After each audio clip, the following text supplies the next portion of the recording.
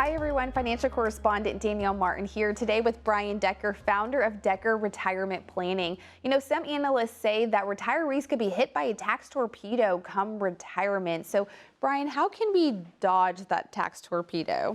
Well, we want to make sure that they do the planning. So if they do the planning, then they won't have to worry about a tax torpedo. But the biggest torpedo that we see is when a spouse passes and you go in a tax bracket from married filing jointly to a single filer. If the income is the same, your tax rate goes higher.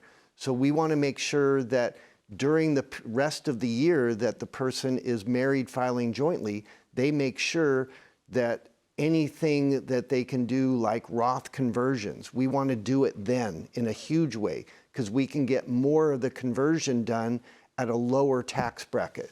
We want to check to see if there's any capital gains that can be taken that year because they're in a preferential bracket. But planning is essential.